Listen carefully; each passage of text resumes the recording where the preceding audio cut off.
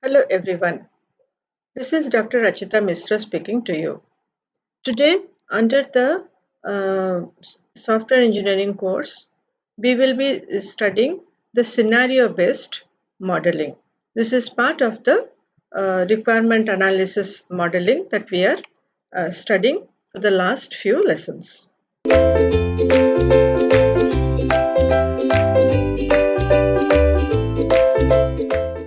The topics that we will cover are the three types of models, that is the activity diagram, swim lanes, and the use case modeling. So if you remember, this was the slide that we have been discussing in the previous analysis modeling lessons also.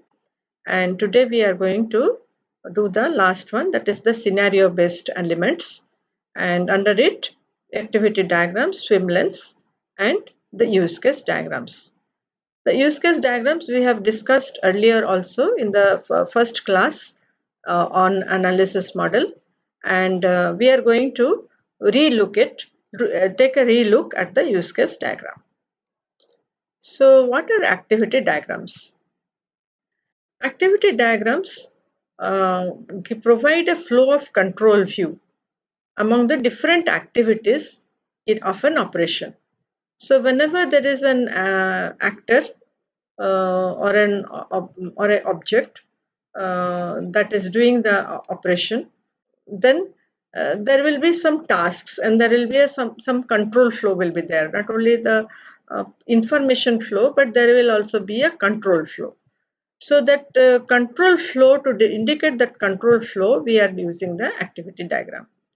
It is another behavioral view that displays the flow of activities involved in a process. So whenever there is a business operation, then there are some processes are there. So some small activities are there. So that flow is called as the activity diagram. It can be viewed as a detailed process flow chart. So as we make flow chart, so if we make the flow chart of processes or the activities, by showing the flow of control among the activities that is required to do one particular operation of the business, then we can call it as a activity diagram. So what are the activities? Activities that describe what is being processed. We can call it as an operation in execution, and it is indicated by boxes with rounded corners. Then there will be something called as a swim lanes under activity diagram. It is an extension of the activity diagram, and this swim lanes will indicate which object is responsible for what activity. It will differentiate between operations of different objects. So if there are many actors or many divisions or many major processes that is going on parallelly, then there will be a distinction. So each one will be having a different lanes. This is just like in the swimming pool we have lanes where swimmers are moving. Similarly, different objects will swim. Different objects will do their operation in a particular swim lane, and they're depicted as vertical flow between sliding vertical lines. So there will be some sliding vertical lines, and inside it, this flow will be there. So to start with, there will be one filled circle that will show the starting of the activity diagram. And when the activities end or the operation ends, then we denote it by a filled circle inside a hollow circle. So these are the two specific symbols that we use in the activity diagram. Then there is branching, because there is these are the activities. This is the flow of activities in the within while operation is being done or while a process is going on. There will be some main control flow, and there will be some alternate paths based on certain conditions. So we have to show some transitions or some branches, and these guard conditions will have some boolean values. Either they will be yes or no. So based on that, branching will happen. So based on the guard condition, the decision will be taken. So branching will indicate a decision in an activity diagram. And just like our flow chart, this will be represented by a diamond symbol with one incoming arrow from the incoming process, and two or more outgoing arrows, and each one labeled by a distinct guard condition. So based on that guard condition being yes or no, or true or false, that particular path will be taken or a decision will be taken. All possible outcomes should appear on one of the outgoing branches. So there has to be one branch for all the possible outcomes. A simple activity diagram looks very much like a flow chart or a control chart. So this is the example of a simple activity diagram, which is showing the order processing system. All of us are familiar with what is order processing system. So there is a begin order, and then once the order is screen is there, we have to add items to the order. And once the items are added, this will happen many times. So it is asking, the card condition here is more items, whether more items are required, and there are yes or no. If it is yes, it comes here. So if it is no, it will come down, and each time this will be once it comes down, because there is no more addition of items, it will be calculating the total.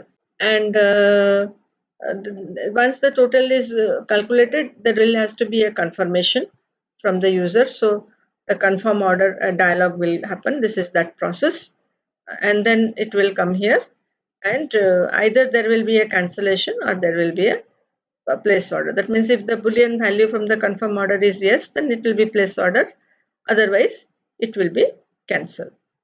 So that is what may need multiple diagrams. Order processing system may need multiple diagrams from their operation view. So if this is a simple one from one purchaser point of view, but suppose there is somebody else who is also interacting with this system, then there will be another view. So those different views can be put in different swim lanes and they can be added. So let's look at what is swim lane. Actually, swim lane is a very common concept which is used in different context. The swim lane flowchart differs from the other flowcharts in that processes and decisions are grouped visually by placing them in lanes. And parallel lanes will divide the charts into lanes which with one lane for each person, group or sub-process. So depending on whether we are considering person or a group or a sub-process, each one of it will have one lane, and the set of lanes will form the swim lanes which are in parallel in a vertical manner.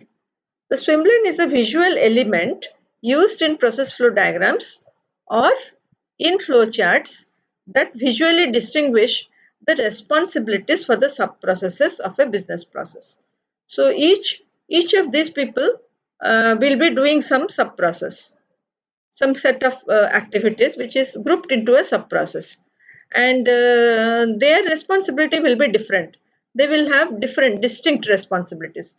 So each, depending on each person's the responsibility, the sub-processes will be defined, and those sub-processes will be in the swim lanes. So swim lanes may be arranged either horizontally or vertically. In activity diagram, the convention is to place it vertically. Many process modeling methodologies utilize this concept of swim lanes as a mechanism to organize activities into separate visual categories in order to illustrate different functional capabilities or responsibilities. And swim lanes are used in business process modeling and unified modeling language as well as activity modeling methodologies. So this is an example of the swim lanes. Customer is there, is one role. Then sales people are there, they are doing something. Then contracts are there, legal is there, fulfillment is there. So customer submits a purchase order, then sales representative will look at the order that is there, he will enter, and there'll be somebody who is in the contracts, so they will do the contractual part of the order. They will check whether standard terms are there and other things, then they will place it. Then there is some legal activity to be done for each order, so those review and everything, changes acceptable, those are kind of activities will happen. And then finally it will be fulfilled, that means the order will be placed, it will be printed, and it will also be shipped. So this is the kind of a dispatch person. So and otherwise, if there is some problem in the legal, it may come back, and then there may be some kind of a, either it will be cancelled or it will be negotiated, and that will be the responsibility of the salesperson.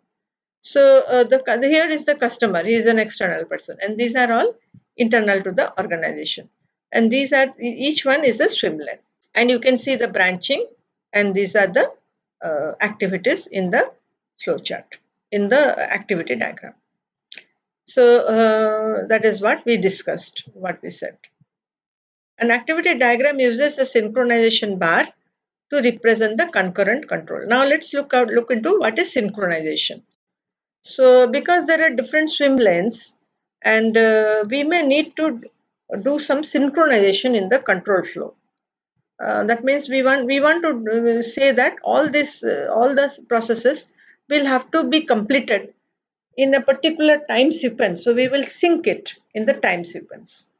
It is represented by a short thick bar with incoming and outgoing arrows. It indicates that progress cannot proceed past that bar until all the activities up to the bar have been completed. So all activities above the bar in the different swim lanes, whatever swim lanes they have to be complete and come to the synchronization bar. If a particular path has not been completed, then the other activities have to wait until all are completed. Then only, so there it will be synchronized. It will be a time synchronization there, and then it will proceed. The joining concurrent control is represented by multiple arrows entering the synchronization bar. So many paths will come and join. That is called a joining. And forking means after the bar, after the synchronization bar, when the processes will leave the synchronization bar, then they will fork into multiple arrows. So that is called a forking. The fork and join concurrency control for transitions into parallel activities. Multiple arrows from solid bar and join will synchronize the activities. Multiple arrows merging to the solid bar. And synchronization can occur between different swim lanes. So whenever there are different swim lanes, so it can happen within the swim lane or it can happen across the swim lanes. So this is an example. There is a customer swim lane, there is a ATM machine swim lane, and there is a bank swim lane. So these are three different types of people or users of the system. And customer has got some activities. He is inserting the card, entering the PIN and amount that he wants to withdraw. And at that time, the ATM machine is waiting because it will only pass the message to the bank. So ATM machine is only like a messenger; it passes the message. And here the authorization have to have done, and the checking of the PIN and balance amount and everything. And then it will debit the account and it will send the message. Only when this it will come, then only this. So this is the forking, because from here there is a synchronization bar, and from here once it is complete, the debit account will go. So there is a forking here, and this person will take the money. Once he takes the money, it will come to the ATM machine. So this debit account and taking the money, this will get joined here. So here is another synchronization, and this is another merging or the joining, and from here it will go out here. So as we can see, and it will come here, and finally the eject card, and it will take the card out, so it will come to the customer. So there is an interaction between these three swim lanes, and whenever there is a synchronization required, then we will need this synchronization bar. But otherwise, it will just pass the message from one place to the other place in vertical lines or horizontal lines or in vertical lines. When it is coming in the sequence, it will come in vertical lines. When it is going across the swim lanes, it will go in horizontal lines. And then these are the branching.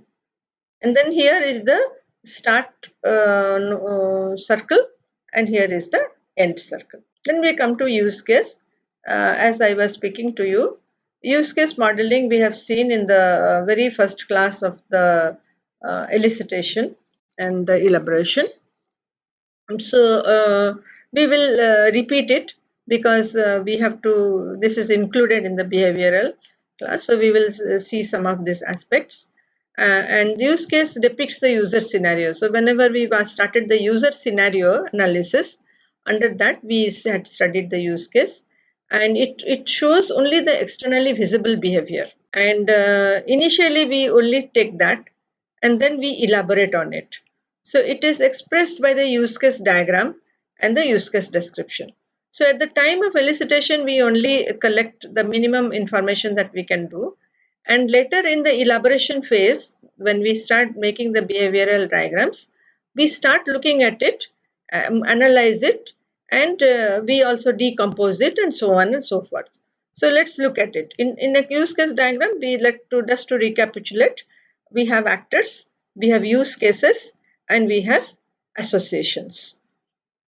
So actors are stick people who are communicating with the system. Use cases represent the kind of interaction they are having or the functionality, and they are denoted by ellipse. And the association are the lines, solid lines, which is indicating that that the actor is associated with a particular use case. An association exists whenever an actor is involved with an interaction described by the use case. The use case model includes all of this for all the user scenarios of a system. This is the example of a use case description where we have the name, the participating actor, entry condition, that means what should happen before it enters, exit condition, that means once it exits, what will happen, and the functional requirements will be here. What is the normal flow of the events? This is the sequence of activities. Then some exceptions and errors. This is the alternate path for erroneous path. And then there will be some non-functional requirements, user interface requirements, and some sample dialogues may be there. So this is what we get during the elicitation phase. Then we do the use case diagram. So use case and use cases are effective techniques for communication, communicating the system behavior by specifying all externally visible system behavior as perceived by the user. That's why it is brought at the elicitation phase. It is a collecting from the user. Use case diagrams are behavioral diagrams, and they depict the user scenario. Again, this is another behavioral diagram, and they depict the user scenario. Use case diagrams illustrate the overall scenario involving functional requirements, and the details of the business rules, algorithms, they are to be included in the description. Non-functional requirements such as quality service, these things are not part of this. Either they have to be written in the narrative or description, or they will be available in some other UML diagrams. We have seen so many diagrams, so those quality service and other conditions will have to be separately dealt. Now let's look at what is decomposition and factoring of use cases. Use cases determine the use and analyze at the elaboration. So whenever we have complex and large use cases, it is very difficult to deal with it. And so what we will be doing, we will looking for decomposing it or breaking it into simpler use cases so that we can handle it, we can track it, and it will be easier for us to understand. Some of the simple use cases may display common characteristics for several use cases. So when we break this, we will see that some of the simpler cases coming out of different use cases will have some common characteristics. So we can factor it out of the bigger use cases. And if we factor it out as a smaller use case, then that can facilitate us in reusing. So that use case can be used by many other use cases. And there are three types of mechanisms for us to do this decomposition and factoring. The generalization, includes, and extends. In generalization, the child use case inherits the behavior of the parent use case. It's a kind of super, just like we have superclass and subclass. there is a higher use case and there is a lower use case. So it is derived from that. It's like a child use case, and includes when a piece of behavior is similar across many use cases, then breaking this out as a separate use case and let the others use, that is the reuse. So the include is basically the factoring and the reuse. And then we have something called as the extend. So what extend does, when a use case is similar to another use case, but it has some extra activities, some extended feature, then those extended features can be in a separate use case, and then that can be called as a extended. So the and creates an extend dependency. The exceptional event flows are factored out of the main event flow for clarity by using this extend concept. So extend is like generalization, but in the generalization we are doing the parent and child kind of thing. So this is mostly is used for the main path or the main activity, main event flow. But in the case of extends, it adds different behavior only under certain conditions. So whenever the certain conditions will have those exceptional condition or error condition, then we will do the extend path. So that is the extend. And this is an example we have got. This is the generalization. So you have the make payment use case, and for the make payment use case, you can have either pay by card or pay by cash. So these are the two child use cases of the parent use case, make payment. Both are making the payment, but this one is making by cash and this one is making by card. And the include, this is a case of a include. So here user login is there, change password is there. Both of these require to check the user ID. So the check user ID is factored out of this. This is a commonality. So it is factored out of these two use cases, and it is represented as a separate use case. So whenever this one will happen, it will include this, and whenever this one will happen, it will include this. Next is our extend. So here we have add user use case, and this will exceed, suppose there is some invalid data, then that is the extend condition. Similarly, when we are issuing a material, suppose this is some material issue use case, then suppose the material is out of stock, then there will be some erroneous exceptional processing. So that this processing, out of stock processing, will be this use case will be a extension of the issue material. But normally a material will be available, so it is not part of the normal path, but it is the path of it is in the path of the exception. So let's look at a complete activity diagram. We have taken this example of online document management. So there is a site user, he is one actor, and there is a webmaster or a web administrator you can think of.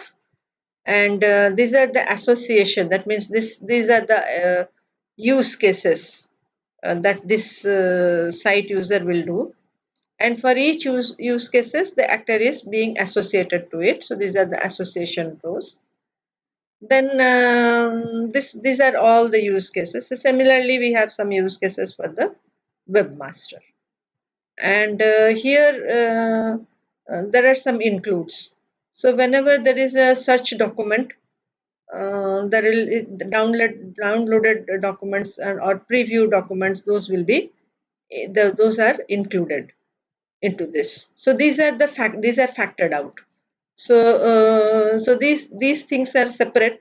So they can be used either in this, or they can also be used in browse document. So whenever there is a search document or a browse document, then this can be included. And here there is an extent. Whenever there is an upload document, you have to manage the folders.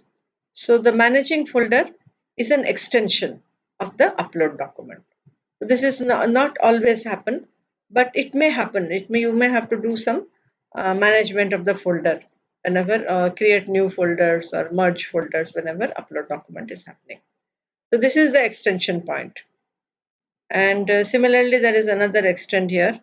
Whenever there is an add user, then they are adding a company.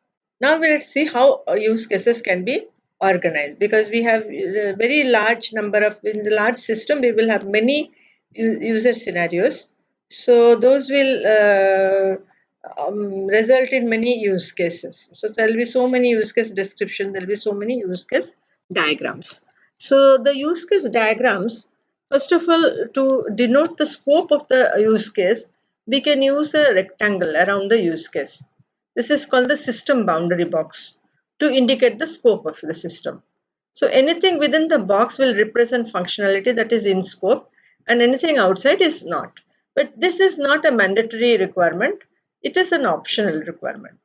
And it is required, it is very useful when we have different releases. So if for each release, if we want to if for each release, if we want to identify which are the use cases which are going to a particular release, then we can put a boundary box and we can put some more identification saying that these are the use cases which will go to particular release of a system. And we can have a concept called packaging where we bundle the use cases into a package. Packages are UML constructs that enable to organize model elements into groups. So we can do it for use cases. We can also do it for other elements like classes can also be bundled into packages. Packages are depicted as file folders and can be used on any of the UML diagram, including both use case and class diagram. Packages are useful when diagrams become too big to be printed on a single page. So what will happen? So we have to organize the large diagram into smaller ones. So that is why we will package it so that package by package we can open and print it. A use case package is a collection of use cases, actors, relationships, diagrams, and other packages. So there can be a sub package inside a package. So this is an example of a use case packaging. This is the we said that it will follow the notation of a folder. So this is one package. This is another package. This is another package. Here are actors, financial administrator, scheduler, professor. So he is like giving the time, and he's a student. So the student has to manage fees. So all fees related use cases will be under manage fees. All admission, enrollment kind of things will be under the enrollment.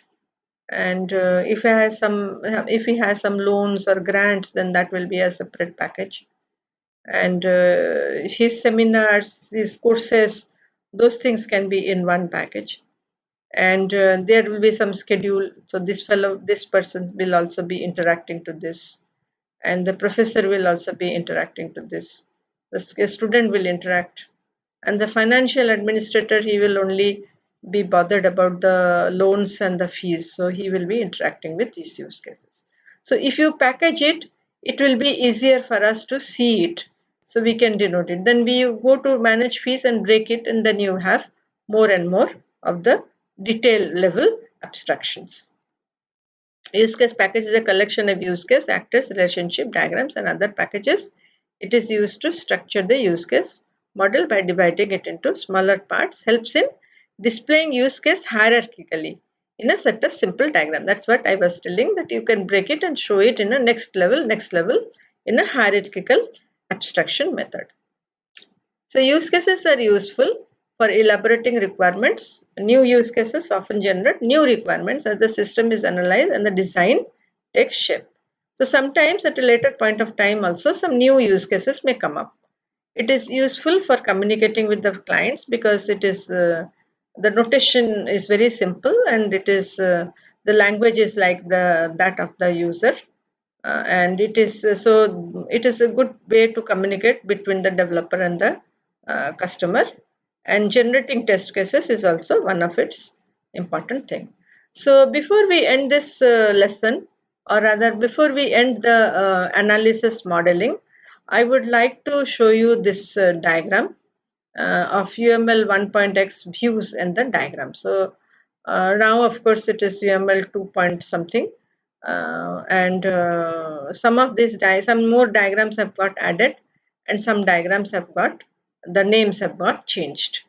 So this has got 5 views. Just like we had some elements, This has got 5 views. So the element that I have depicted in this class as well as the previous classes is the way the Roger Pressman has described it, and many other authors see it in that way. But later on, UML is showing this kind of view. So you have the user view, that is called it is composed of the use case diagram. So under the user view, this model is coming. Then we have the structural view, which is kind of showing the structure of the system. So we have the object and the class diagrams here. And in the implementation view is the component diagram that we are not dealing, because now we are in the analysis stage. So we are studying the analysis, requirement analysis. So in the requirement analysis, we mostly deal with the structural view and the behavioral view. So we are seeing the sequence diagram, the collaboration diagram, the state chart diagram, and the activity diagram. All the 4 are considered as behavioral view under UML, and class diagram is considered as a structural view. And use case, which is also a dynamic behavioral information, but that is kept separated out as a part of the user view. Then there is a deployment view and an implementation view. Under the deployment view, we have the environment in which it will be employed, and under the implementation view, that means how we will code it, how we will construct it, there is a component diagram. That means what are the different components of the implementation after it is designed. So these are what we will do in the design, and this we will do for the deployment. And this is what we are doing in the analysis phase, and we are refining it again in the design phase. So summarizing this lesson, we have seen the use case models represented as a representation of the user business scenario. They can be written, they can be represented either in the textual description or using the use case diagrams. We have seen a sample of this. We have seen samples of this. The use case description gives these things: entry condition, exit condition, event flow, exception flow, etc., etc. Use cases are factored using concept of generalization, extend and include, and also it can be bundled as a use case package for ease of understanding and handling. Use case diagrams are useful as an index to be realized in the subsequent models in the design phase. So that is one good thing about use case, because it comes from the user scenario. So this becomes an index to this. So we can track it from the design to the use case. Activity diagram provide the control flow of activities in a business diagram, in a business process or a operation. So while this is describing you the scenario, this is giving the control flow of the operation, how, in what sequence it is being done, and how it is branching, and where it is taking decisions. They are organized with swim lanes to separate different categories of processes. An activity diagram can be very effective by using the for conjoin with the synchronization bar. So we have seen some of the examples of this. Both use case and activity modeling are part of the UML standard. So we have come to the end of the analysis modeling. So thank you all of you for giving me a patient hearing.